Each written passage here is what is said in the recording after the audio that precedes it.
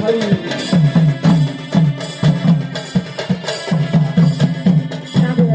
কোথায় আছো হে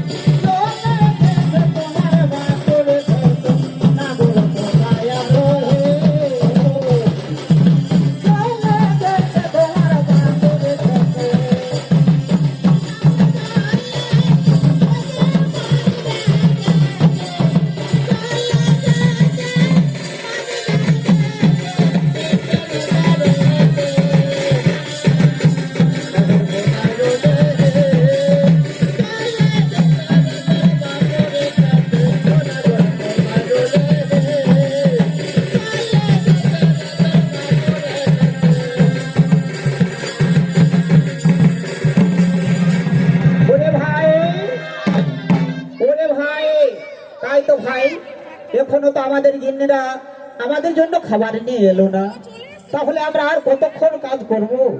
আমরা যে অনেক সকালবেলায় এসেছি, কিন্তু এখনো পর্যন্ত আমাদের গিন্নিরা খাবার নিয়ে এলো না। না ভাই, আসবে আসবে দাদা, তুমি চিন্তা করো না, তোকে আমরা কিছু মাটি কুড়ি ঠিক চলে আসবে আমাদের গিন্নিরা। ওরে মনের গুণধন চলতে যায় অনায়রে মন।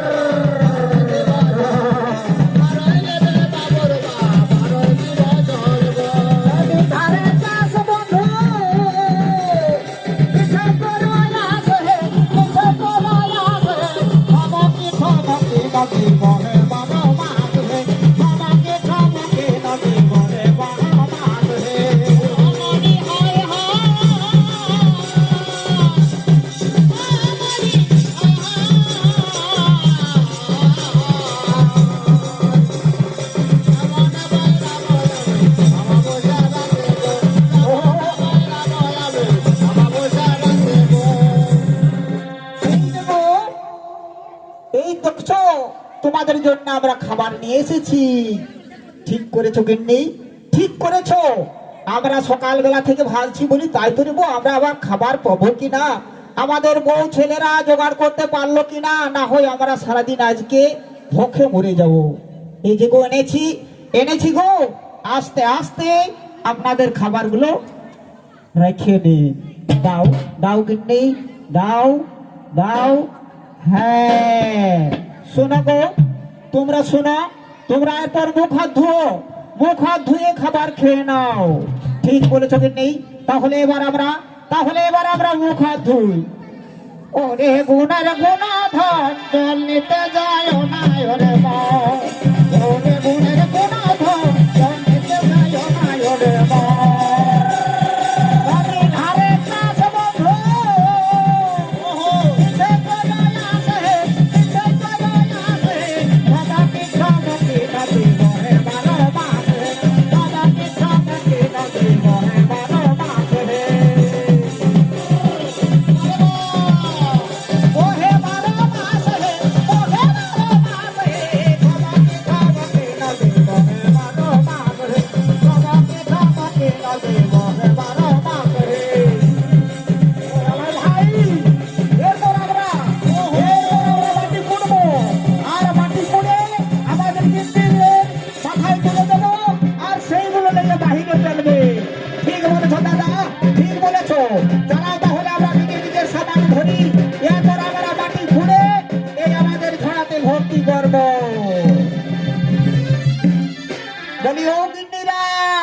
এসো, আমাদের খাওয়া হয়ে গেছে। এরপর তোমরা ঝড়া যাবতীয় জিনিস নিয়ে এসো, আমরা মাটি খুঁড়ে দিচ্ছি, সে মাটি তোমরা আমাদের বাইরে লেগে পেলো।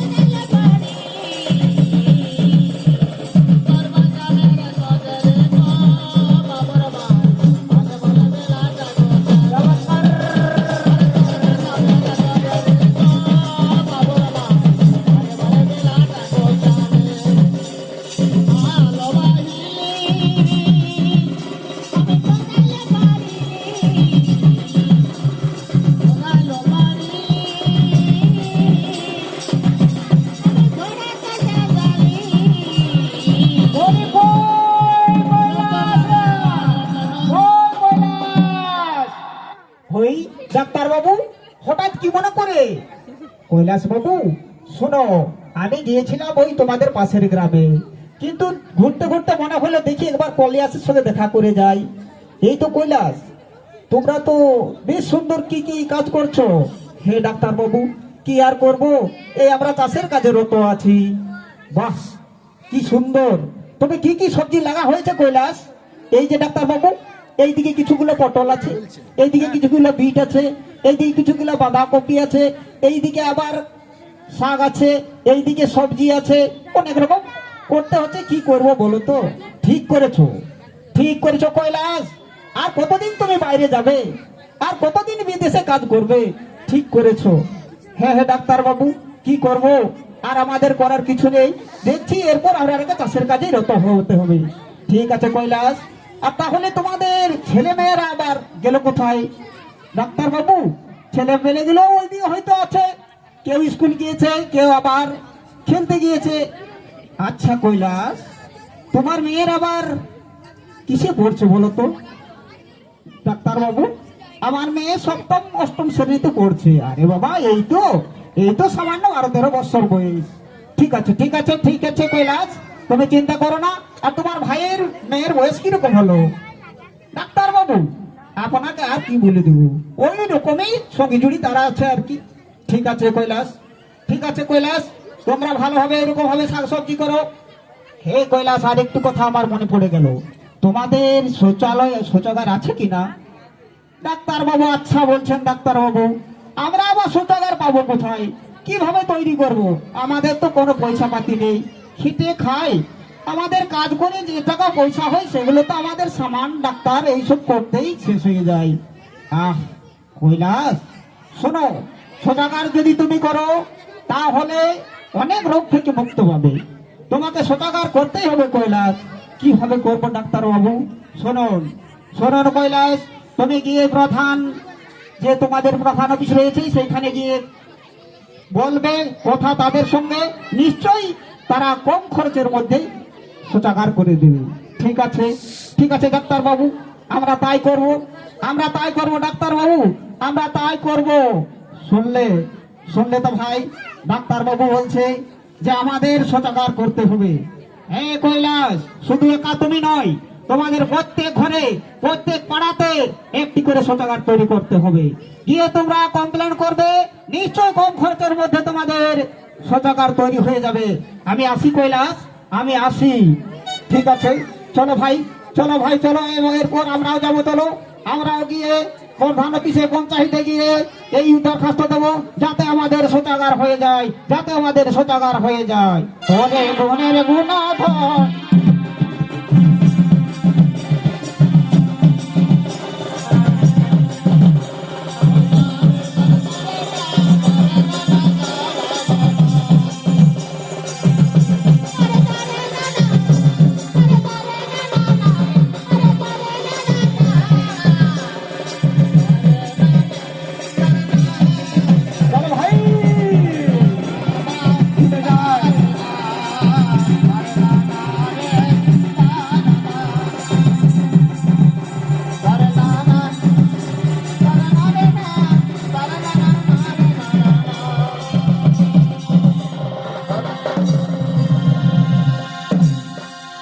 আর এইদিকে ধনঞ্জয় ও মালতী, তারা দুই স্বামী স্ত্রী, তারা মনের কথা খুলে বলার জন্য এই মহান রঙ্গমঞ্চের দিকে করছে না গো। আর বাবুর বাপ গো, এই ননর বাপ গো, ভালো কথা বললে তোরা উল্টা ভাবে নিও। এই বাবুর বাপ গো, ননর বাপ গো, ভালো কথা বললে তোরা উল্টা ভাবে নিও।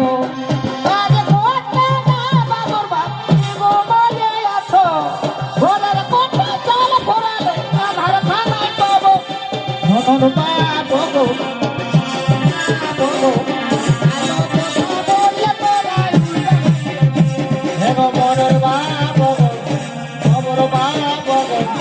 ভালো কথা বললে তোরা উল্টা ভাবে নিও।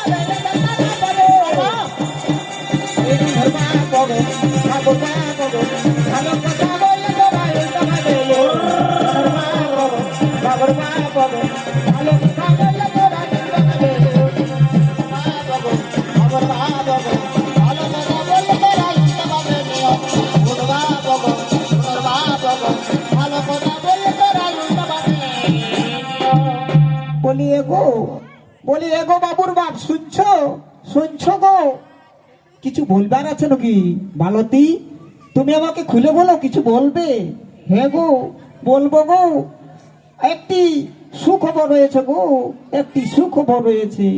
মালতী, কি সুখবর মালতী? তুমি খুলে বলো মালতী, তুমি খুলে বলো। শুনো গো, শুনো গো, তুমি না, তুমি না বাবা হতে চলেছো। কি সুন্দর কথা শোনালে, তুমি কি সুন্দর কথা শোনালে মালতী। আমার হাসি লাগছে, আমার বুক ভরে যাচ্ছে। আমি আমি এবার বাবা হব। এ গো, সত্যি বলছি গো, কিন্তু মাঝে মাঝে আমার ভয় হয় গো। মনে হচ্ছে আমি ডাক্তার বাড়িতে যাব, গিয়ে একটু চেক আপ করাবো। চেক আপ না করালে আমার মন আর ভালো থাকছে না। শোনো মালতী, তুমি চিন্তা করো না, এক্ষুনি যাবো চলো, এক্ষুনি যাবো চলো সেই ডাক্তারের কাছে। ডাক্তারের কাছে গিয়ে তোমাকে চেক আপ করাই নিয়ে আসবো। শোনো গো, কিন্তু আমি ডাক্তারের কাছে কিছু বলতে পারবো না, তোমাকে আমার হয়ে কিছু বলে দিতে হবে। এই দেখো মালতী, তুমি কি ভুল কাজ করছো। তোমার অসুবিধা, তোমার সুবিধা তোমাকেই তো ডাক্তারের কাছে বলতে হবে। না গো না, আমার যে লজ্জা পাই গো, আমি বলতে পারবো না। না মালতী না, তোমাকেই মাল বলতে হবে মালতী, তোমাকেই বলতে হবে। ঠিক আছে গো, তাহলে চলো, তাহলে চলো আমরা সেই ডাক্তার ঘরে যাই।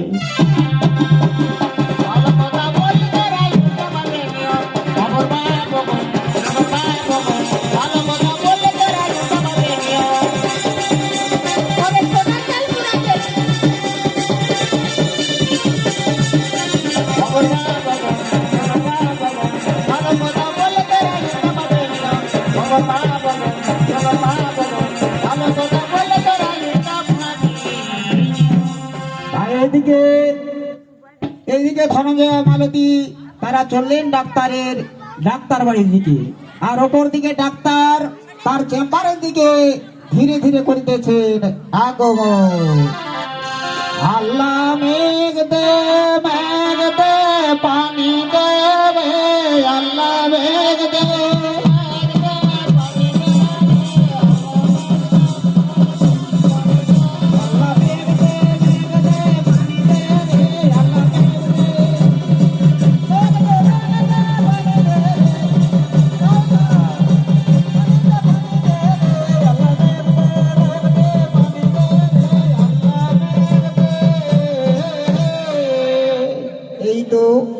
এই তো আমি চেম্বারে এসে গেছি। তাহলে এরপর আমি এই চেম্বারকে পরিষ্কার করে আরামসে বসি। এরপর কিন্তু আসতে পারে রোগীদের টাইম হয়ে এলো, হয়তো এসে পড়বে। তাই এদিকে ডাক্তার বাবু তার চেম্বারে বসলেন, অপর দিকে ধনঞ্জয় ও মালতী তারা দুইজন সেই ডাক্তারের কাছে আসছে।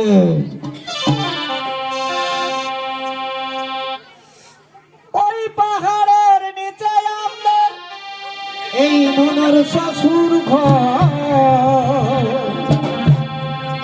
এই পাহাড়ের নিচে আমাদের এই ননর শ্বশুর ঘর। ও খেদনার বাপ্পা, খেদনার বাপ, চলো টুকু যাবো ডাক্তার ঘর। ও বলি খেদনার বাপ, খেদনার বাপ, টুকু যাবো ডাক্তার ঘর। ওই পাহাড়ের নিচে আমাদের ননুর শ্বশুর ঘর, ওই পাহাড়ের নিচে আমাদের ননুর শ্বশুর ঘর। খেদনার বাপ, খেদনার বাপ, যাবো ডাক্তার ঘর। খেদনার বাপ, খেদনার বাপ, যাবো ডাক্তার ঘর। ওই পাহাড়ের নিচে ওই পাহাড়ের নিচে শ্বশুর ঘর। খেদনার বাপ, খেদনার বাপ, আরে খেদনার বাপ, খেদনার বাপ, যাবো বাপের ঘর। খেদনার বাপ, খেদনার বাপ, যাবো বাপের ঘর। এই শুনে খেদনার ভাই, আমাদের একটা শুনে খেদনার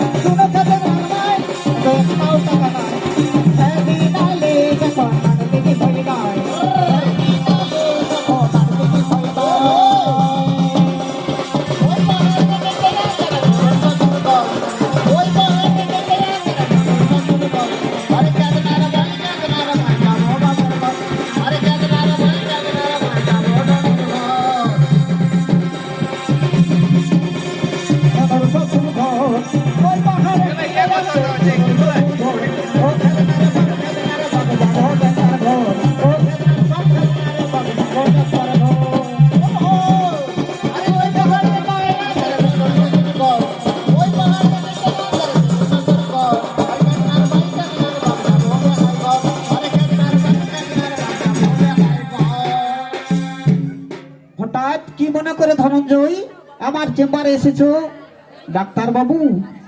একটি দরকার হয়েছে ডাক্তার বাবু। বলো বলো ধনঞ্জয়, কি তোমার দরকার হয়েছে তুমি খুলে বলো। এগো মালতী, মালতী, যাও ডাক্তারের কাছে গিয়ে বলো। বলো তুমি বলো, তোমার মনের কথা খুলে বলো। না গো না, আমি পারবো না গো বলতে, আমায় লজ্জা করে গো। তুমি যাও না, একটু বলে দেবে। এই দেখো মালতী, তুমি কিন্তু বুঝছো না, তোমার অসুবিধা তোমাকেই বলতে হবে। শুনো গো, তুমি যাও না, তুমি বলে দেবে, যাও না। ধনঞ্জয়, তোমাদের কি হয়েছে ধনঞ্জয়? তোমরা খোলাখুলি আমাকে বলো না। মালতীকে বলছো, আবার মালতী তোমাকে বলছে। মালতী, মালতী, শোনো শোনো, তুমি চলে যাও ডাক্তারের কাছে, চলে যাও, তুমি চলে যাও ডাক্তারের কাছে, তুমি লজ্জা করো না। শোনো ধনঞ্জয়, শোনো ধনঞ্জয়, তোমাকে আর বলতে হবে না। আমি জেনে গেছি তোমার বউয়ের কি হয়েছে অসুবিধা, তা আমি জেনে গেছি। ডাক্তার বাবু দেখুন তো, ডাক্তার বাবু। মালতী, শোনা মালতী, আমার দিকে এসো, আমার দিকে এসো মালতী, এইদিকে এসো মালতী, এইদিকে এসো, এইদিকে এসো, দেখি তোমার হাতটা দেখি, এইদিকে এসো। হ্যাঁ, বুঝতে পেরে গেছি, তুমি মা হতে চলেছ, তাই না? হে ডাক্তার বাবু, আমি লজ্জায় বলতে পারছিলাম না ডাক্তার বাবু, তাই আমি আমার স্বামীকে দিয়েই বলাতেছিলাম। না, তা হয় না মালতী, তা হয় না, তোমার সুবিধা অসুবিধা তোমাকেই জানতে হবে। শোনো শোনো মালতী, তুমি কিন্তু কালকেই গিয়ে সেই তোমাদের স্বাস্থ্য কেন্দ্রে গিয়ে আর তুমি নাম নথিভুক্ত করো, এবং নাম নথিভুক্ত করে সবকিছু যা যে দাওয়াই বলবে সবকিছু একদিনও কিন্তু অ্যাবসেন্ট করবেন না, না হলে বাচ্চার অসুবিধা হবে এবং তোমারও অসুবিধা হবে। ধনঞ্জয়, তুমি খেয়াল রাখো ধনঞ্জয়, তোমাকে কিন্তু তোমার কাজ করতে হবে, তোমাকে যেতে হবে তোমার বউয়ের সাথে সেই স্বাস্থ্যকে পত্রে গিয়ে, আর সবকিছু তোমাকে মনে রাখতে হবে। মেয়ে ছেলে মানুষ হয়তো তিনি বুঝতে পারবেন না, কিন্তু তোমাকে বুঝতে হবে। ঠিক আছে, ঠিক আছে ডাক্তার বাবু, আমি কালকেই যাব, কালকে গিয়েই ওই ডাক্তারের কাছে নাম নথিভুক্ত করব, আর যা দেবে সেই অনুযায়ী আমরা ওষুধ প্রয়োগ করব। ধনঞ্জয়, কিন্তু আরেকটি কথা ধনঞ্জয়, তোমাদের কি শৌচাগার আছে ঘরে? না ডাক্তার বাবু। কি আচ্ছা বলছো ডাক্তার বাবু, আমরা গরিব লোক, আমরা কোথায় কেমন করে করবো সেই শৌচাগার তৈরি? আরে বাবা, তোমাদের বেশি খরচ হবে না। তোমরা যদি শৌচাগার করো তাহলে অনেক অনেক রোগ থেকে মুক্তি পাবে। আর যদি শৌচাগার না করো, যে বছর দিনে যে টাকা তোমরা ডাক্তারের কবলে দিও সেই টাকা কিন্তু আর খরচ হবে না, যদি একবার শৌচাগার করতে পারো ঘরে। তাই তুমি গিয়ে পঞ্চায়েত অফিসে গিয়ে জানাও, সেইখান থেকে তোমাদের কম খরচের মধ্যেই শৌচাগার হয়ে যাবে। ঠিক আছে ডাক্তার বাবু, তাই করবো ডাক্তার বাবু। এরপর আর দেরি করবো না, আমরা গিয়ে সেই পঞ্চায়েত অফিসে গিয়ে জানাবো এবং তাদের কাছ থেকে যে কোনো প্রকারে আমরা শৌচাগার তৈরি করব, শৌচাগার তৈরি করবো ডাক্তার বাবু, শৌচাগার তৈরি করব। ঠিক আছে, চলো চলো, এরপর আমরা, চলো ডাক্তার, চলো এরপর তাহলে আমরা বাড়ি যাই। শোনা ধনঞ্জয়, তোমরা থাকো, আমি আসছি ধনঞ্জয়, আমি আসছি, আমি আসছি।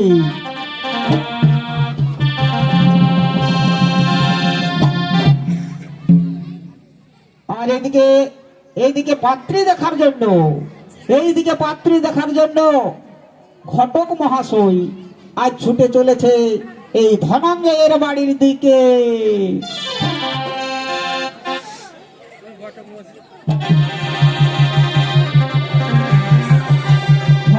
ধনঞ্জয়, ধনঞ্জয়, হয় কি বাবা, কেউ ঘরে আছো না রে বাবা? ঘরে তো কেউ বোঝা যাচ্ছে না মনে হচ্ছে। এই যে ধনঞ্জয়, তুমি কি চিন্তা করছো ধনঞ্জয়? আর তোমাকে চিন্তা করতে হবে না, আর তোমাকে চিন্তা করতে হবে না ধনঞ্জয়, তোমার কপালটা ফরকে গেছে। কি বাবা, তুমি কি বলছো ঘটক? হ্যাঁ ধনঞ্জয়, আমি সত্যি করেই বলছি ধনঞ্জয়, তোমার যে মেয়েটা রয়েছে তার আমি একটা পাত্র দেখেছি। পাত্র? তাই কেমন পাত্র, কোথায় বাড়ি, কি নাম, কেমন পরিস্থিতি, তুমি সব বলতে পারবে তো? আরে বাবা, ওসব কথা তোমার জানার দরকারই নেই, যদি জানো হয়তো জানতেও পারো। ওই যে ওই সামনের গ্রামের ভবানী বাবু, তুমি ভবানী বাবুকে জানো? সে কি ডাক্তার, সে কি তিনি কি বিয়ে করেননি? না, করেছিল করেছিল করেছিল, বিয়ে করেছিল, তার দুটি বউ ছিল, এখন আপাতত একটাও নেই। সেই জন্যই তোমার মেয়েকে আমরা ঠেনেছি যে আমাদের ধনঞ্জয়ের মেয়েটাই করে দেব ওই ভবানী বাবুর বউ। আচ্ছা, তো আচ্ছা বলছেন, কেমন বলছেন ঘটক মহাশয় এই গল্পটা? আমি তো বুঝতে পারছি না, তার বয়স কত এবং কেমন লেখাপড়া? আরে বাবা, 4-5টা গাড়ি আছে, ঘরে নলকূপ, ঘরে বাথরুম, চারিদিকে বাউন্ডারি, ঘর থেকে কোথাও বেরোতে হবে না, ঘর থেকে কোথাও বেরোতে হবে না। আচ্ছা আচ্ছা আচ্ছা, ঠিক আছে ঠিক আছে, তুমি যখন বলছো তখন আমরা একবার মালতীর সঙ্গে গল্প করি, দেখি না। বলি এগো, বলি এগো, তুমি শোনো শোনো মালতী, এই যে এসেছে ঘটক মহাশয় আমাদের মেয়ের পাত্রর সন্ধান করে, তো ঠিক আছে, যদি আমরা বিয়েটা দিই তো কেমন হবে বলো তো? না গো না, ডাক্তার বাবু আবার কি বলে গেছে জানো না, কম বয়সে বিয়ে দেওয়া যাবে না। ডাক্তারের কথা শুনে যদি থাকা হয় মালতী, শোনো, ডাক্তারের কথা যদি শুনে থাকা হয় তাহলে আমরা টাকা পয়সা দিয়ে কি বিয়ে দিতে পারবো? না গো না, তাতে যা হবে হবে, থাক, আমরা এখন বিয়ে দেবো না গো, আমরা বিয়ে এখন দেবো না। কেন কেন কেন দেবে না? না গো না, দেবো না গো, এখন দেবো না, আমাদের 18 বছর পার হোক, তার বাদে আমি আমার মেয়ের বিয়ে দেবো। মালতী, তুমি ভুল করছো মালতী, তুমি জানো না অনেক টাকা খরচ হবে, অনেক টাকা খরচ হবে মালতী। আরে বাবা ধনঞ্জয়, তুমি কিছু বুঝো, পরে দিতে গেলে অনেক টাকা লেগে যাবে। ঠিক বলেছ ঘটক মহাশয়, ঠিক বলেছ, এরপর হয়তো আমরা আমাদের কন্যাকে বিবাহ দেবই, কিন্তু আবার কিন্তু কেন করছো ধনঞ্জয়? আর তুমি কিন্তু করো না। ঠিক আছে ঠিক আছে, তোমরা যখন বলেছো তখন আমিও ওকে কিছুদিন দেখছি, ধার উধার ঘোরাঘুরি করছি, যদি কোনো রকম করে কাউকে দেখতে পাই তাহলে অন্য জায়গায় দিয়ে দেব। ধনঞ্জয়, ধনঞ্জয়, এ কি ডাক্তার বাবু, আপনি হঠাৎ করে আবার ফিরে এলেন? এই মাত্র গেলেন আবার ফিরে এলেন, কি ব্যাপার? আরে বাবা, আমি আরেকটি কথা জিজ্ঞেস করব বলে আর ভুলে চলে গেছি। আচ্ছা, তোমার মেয়েটি কোথায় গেছে বলো তো? মেয়েটি মেয়েটি স্কুল গিয়েছে ডাক্তার বাবু, স্কুল গিয়েছে। তো কন্যাশ্রী ফর্ম তখন জমা করেছে কিনা সেটা ডাক্তার বাবু আমি বলতে পারবো না, কি করেছে কি না করেছে, যদি তার মা জানে। মালতী, মালতী, তুমি যদি জানো তাহলে ডাক্তার বাবুকে বলে দাও যদি কোনোদিন কেমন ইয়ে করেছে। আচ্ছা ধনঞ্জয়, এই লোকটা আবার কে? এই লোকটা ডাক্তার বাবু, এই লোকটা হচ্ছে ঘটক, উনি সন্ধান নিয়ে এসেছেন আমার কন্যাকে পাত্রী করার জন্য। আচ্ছা ঘটক, কোন ক্লাসে পড়ে, কোথায় বাড়ি, কি নাম, তুমি কি তার জানো সব কিছু? হ্যাঁ ডাক্তার বাবু, আমি সব কিছু জানি ডাক্তার বাবু, ওর ব্যাপারে আমি সব কিছু জানি। তো বলো কোন গ্রামে, তার বাড়ি, কোন ক্লাসে পড়ে এবং বয়স কত? শোনো ডাক্তার বাবু, আমি বলে দিচ্ছি, সে অনেক বড় লোক, ওই যে পাশের গ্রামের ভবানী বাবু। এ কি ঘটক, তুমি আচ্ছা বলছো ঘটক? সে ভবানী বাবু তো আমার সঙ্গেই পড়াশোনা করেছে, সে কি এখনো পর্যন্ত বিয়ে করে না? না ডাক্তার বাবু, বিয়ে করেছিল ডাক্তার বাবু, দুবার বিয়ে করেছিল। তাহলে তার বউগুলো কি হলো ঘটক? শোনো ডাক্তার বাবু, বলে দিচ্ছি আমি, একটি বউ নাকি বিদেশে গিয়েছিল বেড়াতে গিয়ে সেখানে হারিয়ে ফেলেছে। আর একটি বউ ছিল, সেইটি মেলা দেখাতে নিয়ে গিয়েছিল, সেই মেলার ভিড়ে হারিয়ে গেছে। এখন আপাতত একটাও বউ নেই। এ কি বলছো ঘটক? তুমি এমন কেন কাজ করছো? সামান্য এই মেয়েটাকে তুমি আজ কত সালের বয়স্ক বুড়োর সঙ্গে দিচ্ছ?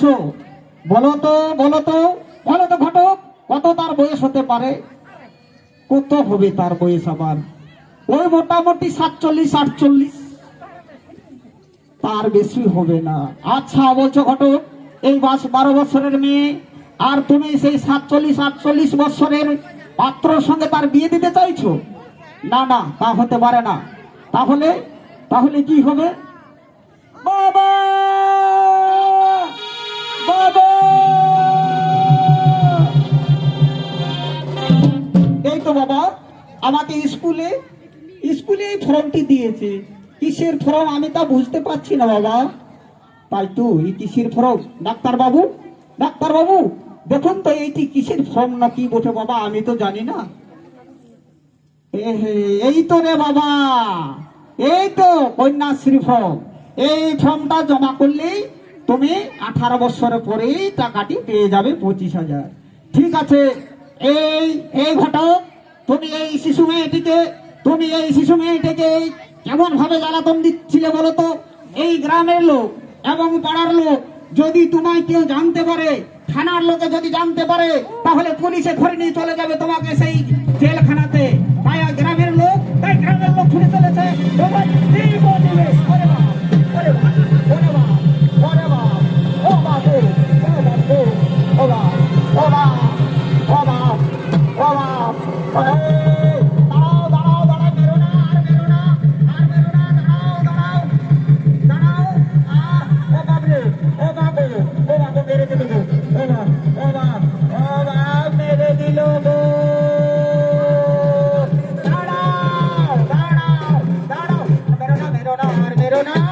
ঘটক বুঝতে পেরেছে?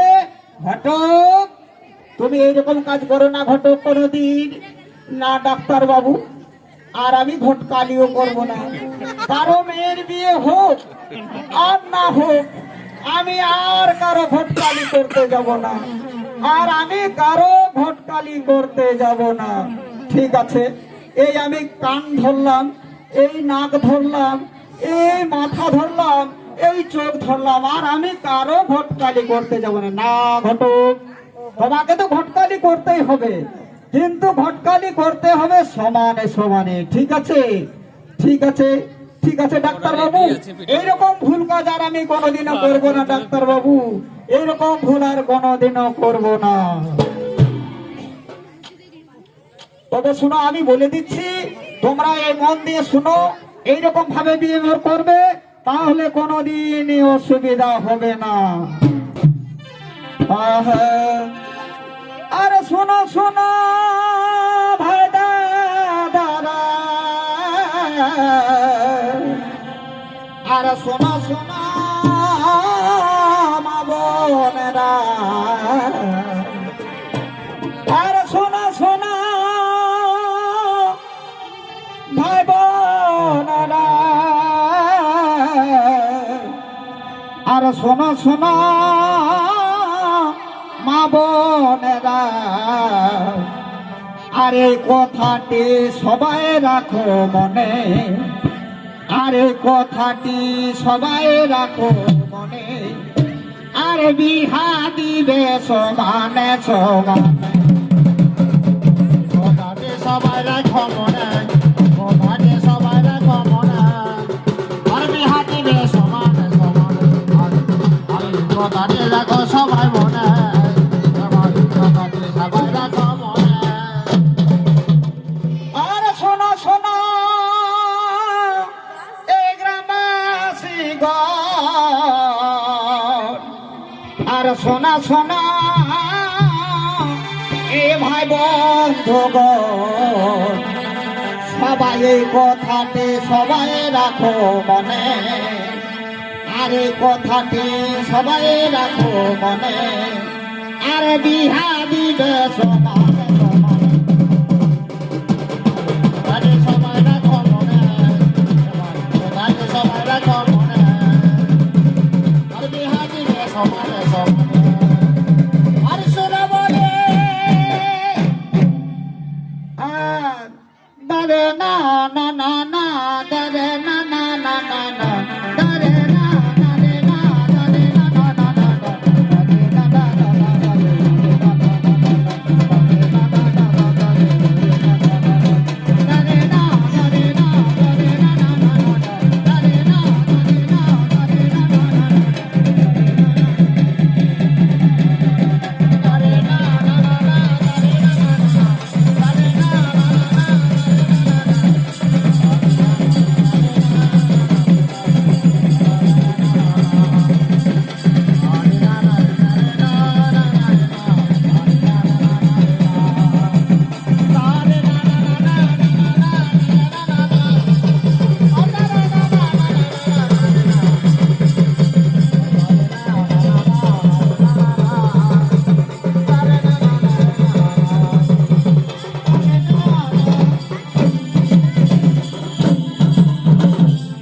নমস্কার নমস্কার শ্রদ্ধেয় সমবেত সপ্রেমী যতগুলো আছে আপনারা ধৈর্য সহকারে বসে যান। আমাদের যে পুরুলিয়া জেলার